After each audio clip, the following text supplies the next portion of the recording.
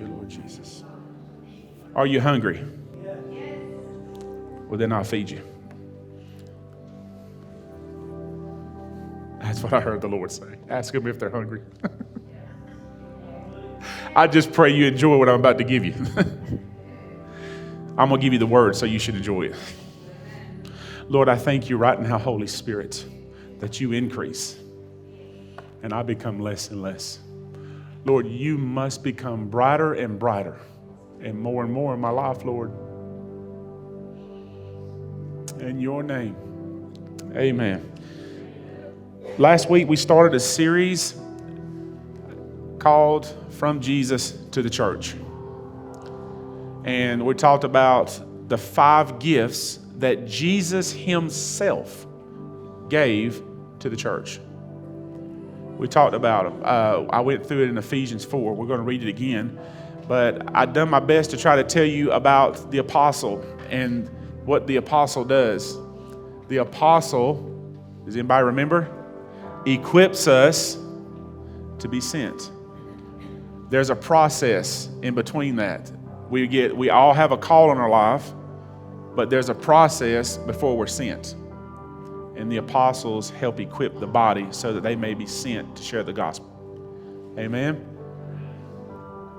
Next week, I'm going to talk to you about evangelists.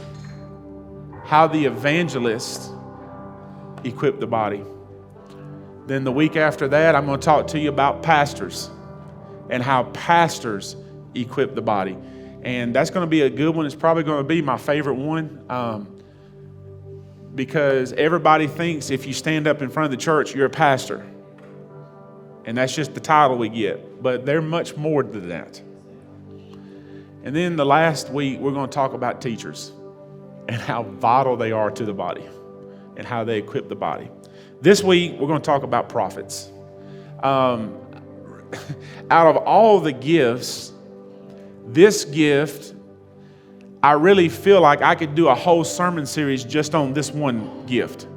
And the reason why is because I honestly believe the gift of the prophet is the most misinterpreted and misused gift that Jesus gives to the church.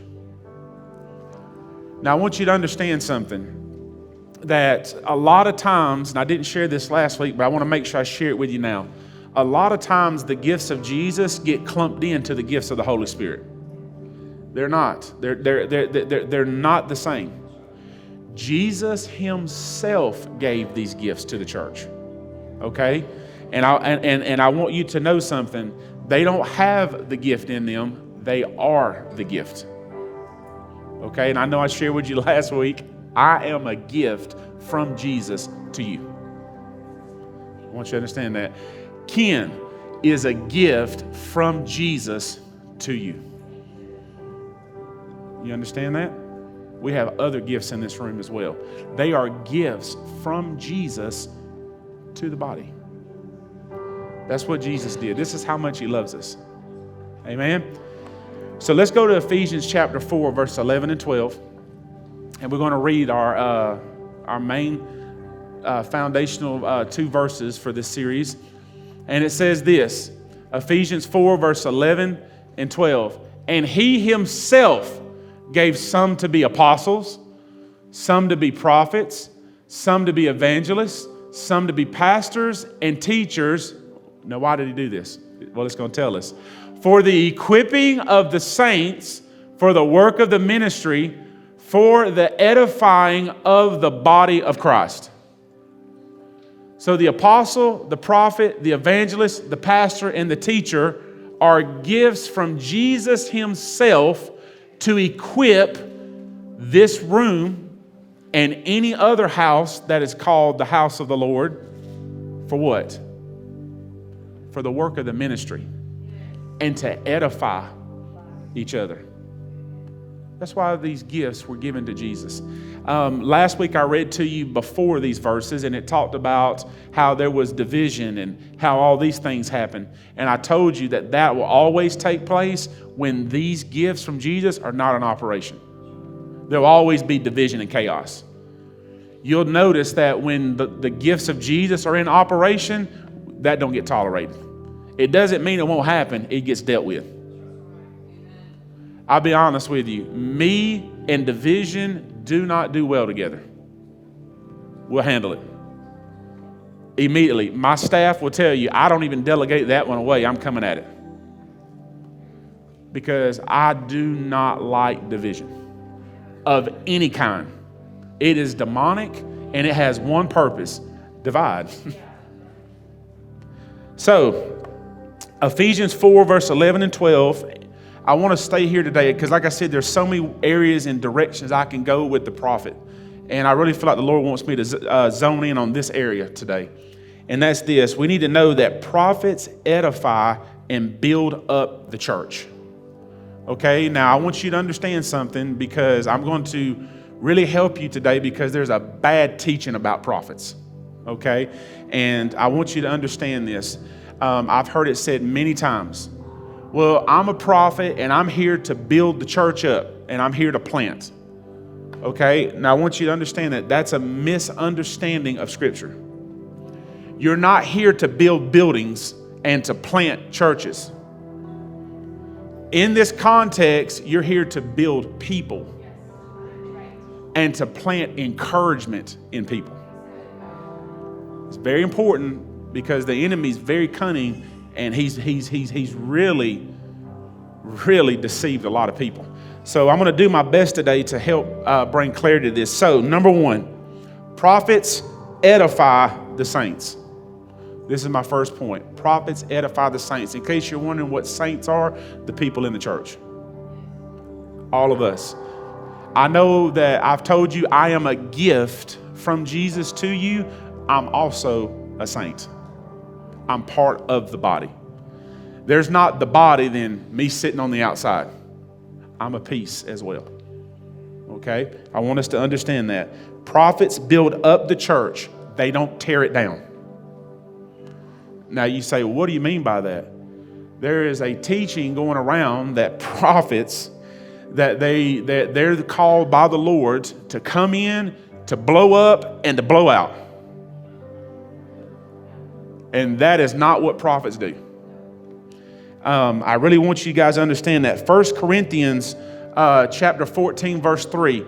Let's see what it says. If we can pull that up. 1 Corinthians 14, 3. Go ahead, babe. But he who prophesies speaks edification and exhortation and comfort to men. But he who prophesies does what? Come on, guys, work with me. That's right. Has anybody ever been given a word from the Lord? Somebody come up to you and said, I have a word from the Lord from you. Right? Have you ever had one of those moments where you just didn't know how to take it? It left you feeling, I don't know what's going on. I've had people come up to me and say, Pastor, somebody give me a word and I just don't know about it. Can you help me understand if I need to take this or not? Well, let me encourage you. You ready? 3 things. Did it edify you? Did it encourage you? And did it comfort you? If it didn't do that, don't receive it. It's that simple. Because what you need to realize is that if it didn't edify you, if it didn't encourage you, and it didn't comfort you, then it's against what this word just said. So that's not from the Lord. All right? And I want to encourage you with this. Not being rude about it, just say, I don't accept that, thank you. And walk away. Hey, I've done it. Is it awkward? Yes. When you see the person next week, is it still awkward? Yes. But that's okay. You're not about to speak no mess on me. I already got enough mess to deal with. Yeah. So prophets edify, encourage, and comfort when this is what they do. Now, I've heard some people, because I've had this conversation with a few people that said they're prophets. I'm not, Lord help me right now. I'm not making fun of these people. I want you to understand it. It's just comical to me. I've heard them say this, well, I'm more like an Old Testament prophet. No, you're like what you think an Old Testament prophet is. if I can, I want to show you what an Old Testament prophet did. All right, Ezra chapter 5, verses 1 and 2. Go ahead, babe. Then the prophet Haggai and Zechariah, the son of Iddo, prophets, prophesied to the Jews who were in Judah and Jerusalem in the name of the God of Israel, who was over them. So Zerubbabel, the son of Jeshua, the son of, rose up and began to build the house of God, which is in Jerusalem, and the prophets of God were with them, helping them. Wow. First off, let me just applaud my wife for all those very difficult words that she just masterfully said. She skipped over a few of them. That's okay. I done the same thing. I'm like, okay, in your name, and just kept going. But it tells you what the prophets of the Old Testament did. It says they prophesied, but the most important part is the end. And it says the prophets of God were with them, helping them. Let me just paint a picture for you. The saints were building the house. They were right there saying, come on, you can do it. I believe in you. Don't let the enemy move on you in this area. Come on, we got work to do. You can do it. They were there edifying and building the people up. That's what Old Testament prophets did. The same as the New Testament prophets. It's the same.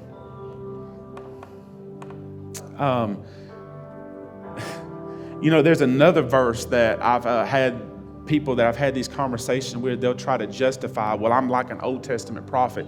And I want to really bring clarity to it because I know this teaching is all over the place. And that's Jeremiah chapter 1, verse 5. Before I formed you in the womb, I knew you. Before you were born, I sanctified you. I ordained you a prophet to the nations. Okay. Let's just clarify real quick. It's very important that you understand the hermeneutics of Scripture. Let me say it this way, that you understand and properly interpret Scripture. This actual verse right here is talking about a person. This part of the Scripture is not for all of us to apply to our life. If you have the gift of a prophet, you can't say, I've been ordained as a prophet to the nations. No, you haven't. I don't mean to be rude or arrogant. No, you hadn't. Jeremiah was for a special purpose. Okay? Now here comes the next. If you go down to verse 9 and 10, let's pull this up. Here's the icing on the cake. Go ahead, babe. Then the Lord put forth his hand and touched my mouth. And the Lord said to me, behold, I have put my words in your mouth. See, I have this day set you over the nations and over the kingdoms to root out and to pull down, to destroy and to throw down, to build and to plant. I cannot tell you how many times I've had people come up to me and say, Pastor, I'm a prophet of the Lord. God's got me here. I'm here to come in, to root up, to pull down, to destroy, and to tear down. And I'm going to build and plant on top of it. Multiple times I've heard that. And listen to me. Here's the deal. They really believe they're on a mission from the Lord. They really believe that. And, I wrote these down. There's 6 things. 6 things they say the prophet does, which is not accurate. And I want to make sure I show you this. Number 1, they root up. Number 2, they pull down. Number 3, they destroy. And number 4, they throw down. And 5, they build. And 6, they plant. If you look at that, 4 of the 6 seem negative. Root up, pull down, destroy, throw down. 4 of the 6 seem negative. I used to make a very inaccurate statement. And I used to do it even recently until the Lord brought me clarity on this. And, I'm still growing too. I used to say 2/3 of a prophet's ministry is negative because of that verse right there. Because he's called to root up, he's called to do these things until the Lord showed me what this was really talking about. Because I had to get old teaching out of me. Let me explain to you why the Lord has told Jeremiah these things. Okay? If you look up here, he says, I have put my words in your mouth and I've set you over nations and what? Kingdoms. Okay? You need to understand Bible talk. Okay? Nations and kingdoms. In Scripture, there are two kingdoms. The kingdom of light and the kingdom of darkness. All right? So get ready. So what is the Lord telling Jeremiah? He's saying, I've anointed you to root up, to pull down, destroy, and throw down the kingdom of darkness. And I've called you to build and to plant seeds of encouragement in the kingdom of light. That's what he told him. That's what that prophet was called to do. It's important that we understand this.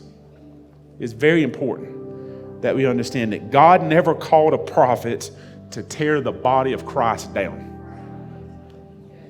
That doesn't happen with prophets.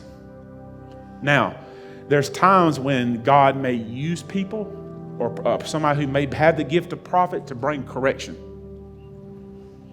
Okay? A lot of times when we receive correction, we immediately don't want to hear it. I'll be honest with you. There's times I don't want to be corrected. There's times I don't. I'm just being completely honest with you. I know some of us in here may say, you know, oh, I want to be received. I want correction all the time. Well, pray for me. I'm not that spiritual yet. But there are times when a word of correction comes. And here's what I want to say. I want to talk to both parties here because this is important. For the one that feels they have the correction they need to bring to somebody, I want to encourage you to come with a spirit of encouragement. Okay? Because if you come to that person and they leave discouraged, then you did not edify them. And Satan's going to wear them out on the way out the door. I have failed miserably at that. I have. I ask the Lord all the time, take it from me. I know some people look at me and say, man, you're so wise, Pastor. No, I'm not. If you saw all the tears I have got behind me from just saying things to destroy people. Under the disguise, I'm the Lord's man, and I got a word for you. Let me tell you something. The word encourage is a simple word to define. It means to put courage in. Do you know what the word discourage means? To take courage out. God has never called me or any one of the gifts he gives the church to pull courage out of you.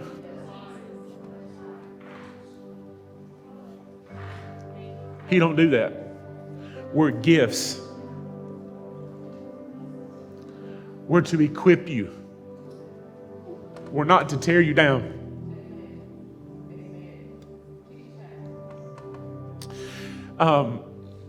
My mom's a great example of this.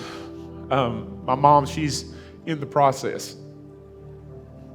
And sometimes I get real frustrated with her. Sometimes I just say things to her just out of frustration, and I can see it on her face, discouragement hit her. And I'll sit over there for about 10 to 15 seconds feeling like I was right and justified in what I said to her. And then I'll hear that voice of the Father saying, you better make it right, I'm going to whip you. I'm going to tell you the truth. He's a good father. He disciplines the ones he loves. So I have to go tell my mom, I'm sorry. Let me encourage you. Let me put courage back in you. When you see a friend or a loved one being attacked by a spirit, now, I don't want you to think about what Hollywood's portray a spirit like something coming out the side of the wall and gnawing on your neck. I'm talking about spirits that are not in this world that we can see with our eyes. We just see the effects of them. Like anger, bitterness, fear, anxiety, worry. When we see our loved ones being attacked with these things, lust, when we see our spouse being attacked with lust, and they come to us and they say, hey, I was at church today and I don't know why, out of nowhere, man, a spirit of lust hit me and I looked at a woman. And I'm here to confess that to you right now. Can I just give you some great advice? Don't make them pay for their honesty. Don't discourage them when they do that. They're coming to you because they want to confess, because they want healing. Many times I have helped try to navigate through a marriage where somebody has said, you ain't gonna believe what he said to me. He come to me and said that he saw this woman at church and he had this thought about her. Well, he just don't love me. Who else is he looking at like that? Or it could be the other way around. And I just want to say, hey, wait a minute, stop. You must be gentle with the person and aggressive with the spirit. We're always gentle with people, but in prayer, we're violent with that spirit. We don't discourage the people we love. We encourage them. I know it's going to be tough at times, but trust me, be gracious with the person. Be gracious with them. Amen. Build them up. Encourage them. Number 2, prophets equip the saints. It's number 2. Prophets equip the saints. Now, you may be saying, well, don't all of them do that? Yes. All of them do that. But I want to emphasize this because, I want you to understand the difference in the equipping and what they do. Because if I ask some of you, what do prophets do? Some of you would probably say, well, they prophesy. I'm going to teach you something that I have learned, and I didn't realize that this was the truth, but I'm going to give it to you. You ready? Prophets, they don't prophesy as prophets. They prophesy as saints. Okay, I'm going to say that again. Prophets don't prophesy as a prophet. They prophesy as a saint.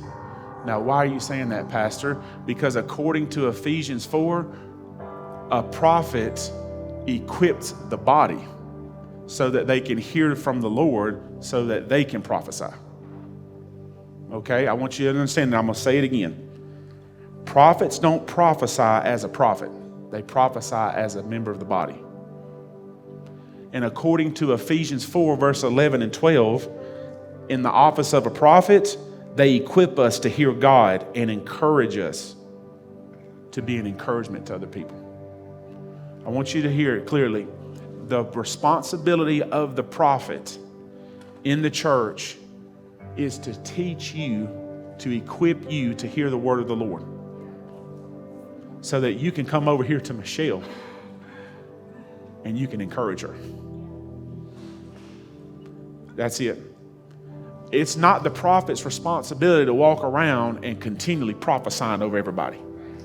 I got to keep you here, okay? Here's what I mean. I got to keep you. I got to keep you to Ephesians 4.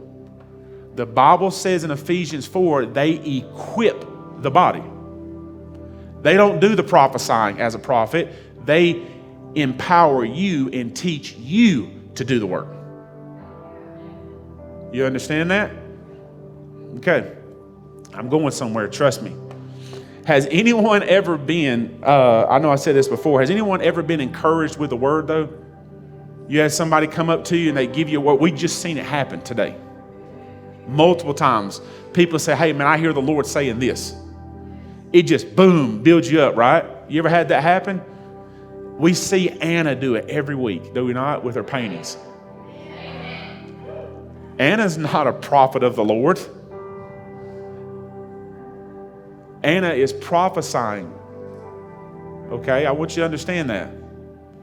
Okay, here's what else I want you to understand. Has anybody ever been doing like a devotion or something in the morning, and all of a sudden you just read this verse, and it ain't probably no more than 3 or 4 minutes later, and Emily's good at doing this in our group text.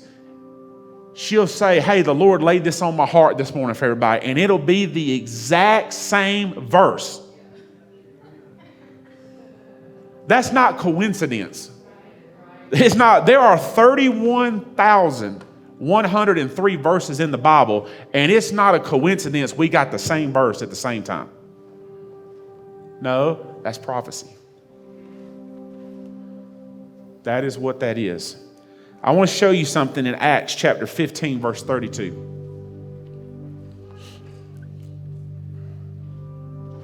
And this is in, go ahead, I'm sorry, go ahead, babe. Go read it.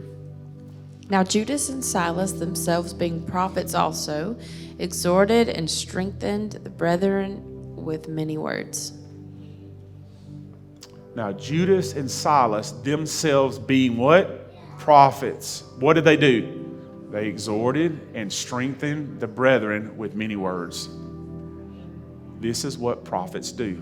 They encourage. Okay? I want to say this, and I want you to please listen to me. Beware. Beware of people that say they are prophets, but come and tear down the church. Let me say it to you differently. Beware of YouTubers that got all their blogs, and their main mission is to make fun of a church and how they're out of order. And in the name of, I'm a prophet of the Lord. Beware of them people. Okay, let me tell you something else to beware of. Beware of somebody walking around here letting everybody know that they are a prophet. Beware of that person too. Let me tell you why. That's a Jezebel spirit. That's a self-proclaiming spirit under the disguise of one of the Lord's gifts. Beware of those people. Okay? You find somebody who's the prophet of the Lord, they won't let you know. The fruit, you'll see it. And you'll say, oh, wow, that's an orange tree. Yeah, I can see its fruit. They won't even have to say anything. Beware of people. Listen, I have seen this. It's a pet peeve of mine. I'm going to have to rant for a second, so just pray for me. I have seen so many people get up and prophesy that something big is going to happen in the fall and something big is going to happen in the spring. You know what? Something big always happens in the fall. Something big always happens in the spring. And when it happens, they'll say, that was my word. I prophesied that. That's what they'll do. Let me give you two great points. COVID-19. There were people getting up, and it was all over social media. I'm prophesied that COVID-19 was coming. It was going to be here in the spring. Well, you know what? You're a few months late because it actually hit before that. And then when somebody challenged them, here's what they said. Oh, I meant it was going to be there by Passover. It's going to be out of here by Passover, which we understand that as Easter. Well, Easter came around, and what happened? It was still there. Well, then they approached them about it again, and they said, well, you know what I meant was it was going to be Pentecost. It was going to be gone by Pentecost. For those of you who don't know what Pentecost is, that's 50 days after Passover. Well, guess what happened when Pentecost came? It was still there. Beware of people like that want to be a fortune teller and tell the future. Okay, also you need to beware, and I'm about to step on some toes, and I know it's coming, but that's okay. Beware of people who stand up and tell you who the next president's going to be and who the next savior is going to be of the country. Beware of them people. Okay, I know I'm stepping on toes now. Okay, because let me explain something to you. All right, you don't need to be wrapped up with who the next president of the United States is. You need to be focused on being on your knees. All right, that's what you need to be focusing on. We don't put our hope and faith in a man. We put that in the Lord. The Bible is clear. If you take the actual to its page, the dead center of the Bible, you know what it says? You know what verse it says? Do not put your trust in man. That's the very center of the Bible. But put your trust and faith in the Lord. That's it. We don't do that. Beware of those prophets that get up and prophesy that this guy's going to be the next president. Let me tell you something. I've heard them prophecies for over a year. It's coming this month. It's coming this month. Guess what? He still ain't president. And you know what they'll say? Oh, but he's coming. Just beware of those people. You know, you're right. You know who we really need to focus on? Jesus is coming.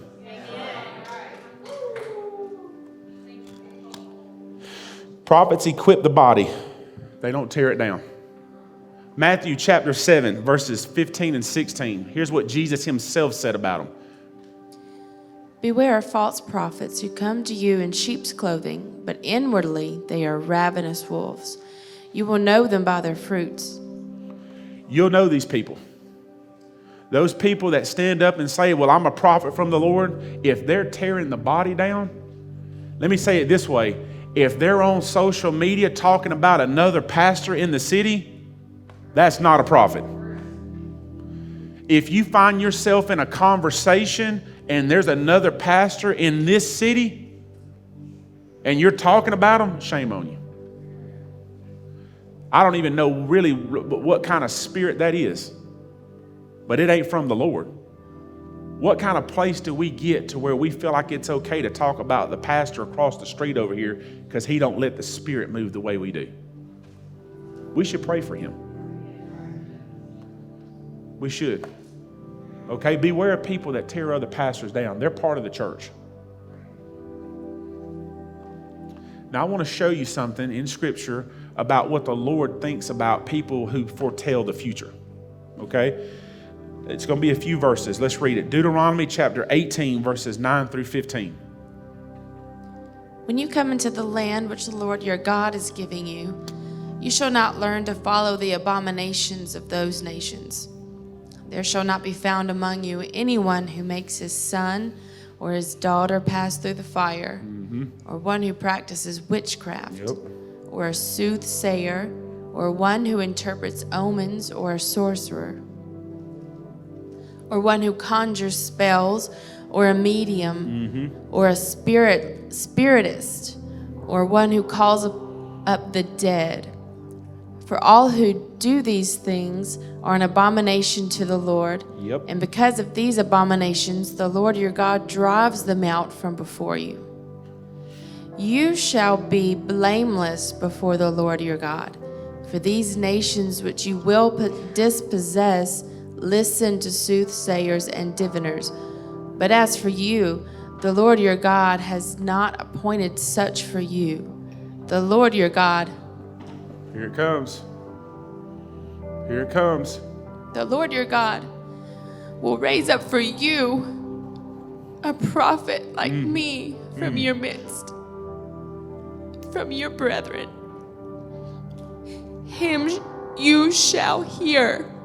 Him you shall hear. Who is him? He's talking about Jesus, and that's there's a New Testament that talks about this, and it's in Acts chapter 3, verse 22. Let's pull it up. Here we go. For Moses truly said to the fathers, the Lord your God will raise up for you a prophet like me from your brethren. Him you shall hear in all things, whatever he says to you. I got good news for you. And the good news is God has appointed for us Jesus. Not scary and weird people. Because that's what them soothsayers, them omen, them spiritists, some people are scared of them. I find them weird. Let me see your palm. Oh, you got an M in it. You'll be married. That's weird.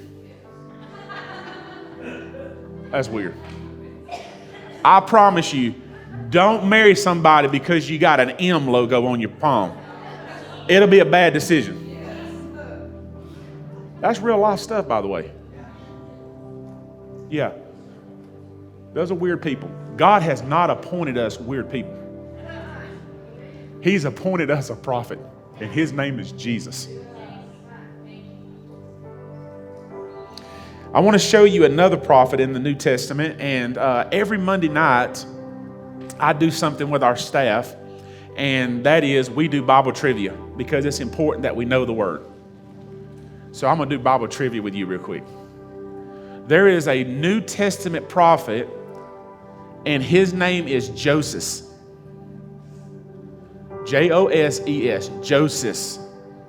Does anybody know who he is? He goes by another name. Who? Close.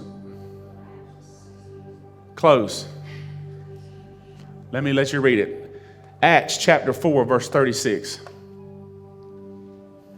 And Joseph, who is also named Barnabas by the apostles, which is translated son of encouragement. Wow. A Levite of the country of Cyprus. This is very powerful here. And Joseph, who was also named Barnabas. Now look who names him this. By the apostles. The apostles said this. You got so much encouragement in you. If encouragement had a son, you'd be him. He was a New Testament prophet. He was such a good prophet, the apostles, all of them said, just call that joker the son of encouragement. I wonder what they would call you. Are you an encourager? Or do you take courage out of people? You know, sometimes the Lord will give me words for people. Actually, the most recent one was Thanksgiving morning. I went and picked my mom up. My mom has this fetish for some reason with Diet Mountain Dews. I'm telling you, she'll drink a 2-liter in 30 minutes. It's almost unhealthy. Almost, yeah. You can't tell her that though. Hopefully she don't watch this video either. Yeah. Anyway, so we had to stop at the Dollar General on the way because she said they got them on sale there. So we roll up in the Dollar General and I go to get a 2-liter. She says, no, baby, get me 3 or 4 now. Don't get me 1. Don't be mean to mama. That's what she says. So I get 3 or 4 of them and we get up to the counter and it's Thanksgiving morning and the lady behind the counter is not in a good mood. Yeah, well, she's working on Thanksgiving, right? She's not in a good mood. Well, I love my mom. My mom wasn't having it. And the lady's just putting the bags and putting there, and she goes, hey, that's my drink now. Don't be stirring them up. That's what my mom said to her. And the lady talked on her bed. I don't give a crap about your drink, girl. I'm gonna give a crap. That's what she was doing. And the whole time I'm sitting here thinking, man, I got to get my mom out of this store. Because if my mom hears her saying that, I'm telling you, man, my mama from way back, it would have been a fight right there. And I just can't have that on my rep. You know what I'm saying? I'm a pastor in the city. I can't be in the Dollar General. Pastor fighting in Dollar General. Can't do that. Yeah, not going to work. Look, WSFA will blast it, I'm telling you. So I got my mom. I said, Mom, going to the car. I'll get it. Well, I got ready to leave, and the Lord said, put courage in her. And I battled it, y'all. I want to tell you, it ain't easy sometimes. And I dropped my head, and I was like, dadgummit, Lord, there's a line of people here. I'm trying to get out of here. This right here. That's what I was saying to the Lord. He said, put courage in her. I looked at that lady. I said, ma'am. She said, yeah. Just like that. Yeah. I said, can I ask you what your name is? And when I said that, her whole face changed. She told me, I said, I feel like the Lord told me to tell you that he wants to encourage you today. And that he loves you and it's going to be okay. She began to weep at the cash register. And here's what she said. She stuck her hand out. She says, thank you, sir, for encouraging me today. The power of encouragement. And the last and final thing is this. How can I be an encourager? Number 3, how can I be an encourager? Because we all want that, right? Has anybody ever said, I want to hear a word from the Lord. I want the Lord to use me, right? That's okay that you ask that. I'm going to tell you how you can do it. Because some people may say, I want to do that. How do I be an encourager? Here's the answer. You ready? It's a difficult one, but get ready. The answer is this: make yourself available. That's how difficult it is. Make yourself available. What do you mean by make myself available, Pastor? Jesus himself gave gifts to the church with the ability to teach you to do it. He gave the gift of the prophet to the church to teach you to hear his voice so that you can be an encourager in the Dollar General. This is what the prophets do. They teach the body to hear the Lord so they can encourage the body. That's as simple as it is. So how do I do that? How do I make myself available? Well, we have a class on Wednesday night. It's a great Bible study. You just need to make yourself available. If you can't make Wednesday night, we got life groups. Make yourself available. If you can't do that, serve. Get connected. Get around people. Make yourself available. And you know what else I'd like to say? Get somewhere and get planted in a church. Stop roaming. You have a gift, and wherever God's called you to be, we need the gift. If I could I wish I could have some type of switch to switch over so you could see in the spirit realm. There are churches every day walking around with one leg, one eye. Because we got that eye that God sent to that body just roaming all over churches. And they get up in the morning and say, what will I have to eat today? Well, I think I'll have this church today. God's called you to be planted. You all have a gift. We all have gifts. Amen? You know, it's important because the reason why I tell you for all these things is it helps you grow. It helps you grow. And listen, prophecy, you got to learn. It's a learning process. With all of us, we all have to go through it. And I try to be a little funny with it, but I can remember, I've been in church for a while, so I've heard some crazy prophecies, prophetic words.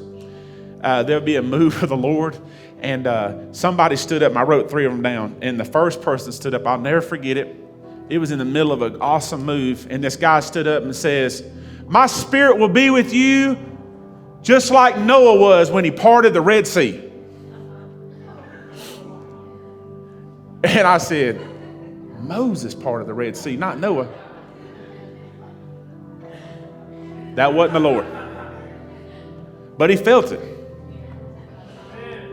He was learning. He just needed to wait before he spoke. The next one I heard was, there was this lady. She said, "Lord, just like you said in 1 Corinthians, or was it 2 Corinthians? But you said it anyways, Lord." The Lord knows where it is. The Lord knows where it is. And my favorite one is this. Guy said one time, he said, "The Lord is saying to this house, I know you're scared. I get scared sometimes too." That's true. It's a true statement. Not theologically correct, but it was said. Now, why am I saying that? I'm not saying that to make fun of the people. I'm telling you, it's a learning process. It's a learning process. Remember what I said before. Prophets don't prophesy as prophets. They prophesy as saints. Okay? Prophets, according to Ephesians 4, they equip the body to do it. Okay? Now, I want to show you why I mean this, because I'm about to make a statement that some people will agree with and some people won't. Here it comes. All can prophesy. All of us can prophesy. Where are you getting that from, Pastor? Thank you for asking. 1 Corinthians chapter 14, verse 31. Here it goes. For you can all prophesy one by one, that all may learn and all may be encouraged. Okay, I got to where I like to break the verses down. Okay, so let's look at it. First off, it says what? For you all can prophesy, one by one. Here what's come next. First off, it says for all can. The second thing is all may learn, so it's a learning thing. We have to learn to do it. And what is the last part? So that everybody may be encouraged. So we all can. It's a learning process, and everybody needs to be encouraged. This is what prophets do. They equip you to prophesy. They teach you. They help you in the learning process so that you can be an encouragement to the body. I want to close with a story. I can remember when I was learning prophecy. I was young. I think I was about 19 or 20. I was in ministry school at the time, and we did a Monday night prayer thing. Every Monday night, we were required to go to it. And we were in there, and the gentleman that was beside me that was helping me through it, he looked at me and he said this. He says, okay, Jason, I want you to be praying and asking the Lord if there's a word for somebody in here to give it to you. And he says, when you get it, just trust the Lord and say it. That's what he told me. And I was like, oh my God. Like, like what in the world? So I'm just sitting there praying, and this is how awesome the Lord is. He wasn't going to give me an easy one. Okay, here's what he said to me. Somebody in the room wants to kill themselves. And I was like, oh, I ain't saying that. Ain't no way I'm saying that. He said, and it's that guy right there. And I'm like, I'm not calling this guy out in front of, there's like 150 people in the room. And that guy look at me and go, no, not me, buddy. I'll be done. But I knew it was the Lord. And I just looked up. I looked at him. I said, sir, I don't mean to embarrass you, but the Lord just spoke to me, said, you're bound in a spirit of suicide. He wants to set you free tonight. The guy hit his knees. Pulled out of his pocket a letter. He said, this is my suicide letter. I'm going home tonight to shoot myself. And I told the Lord, if you had purpose for me still, you would speak to somebody and call out the spirit of suicide. And here's what's so crazy about it.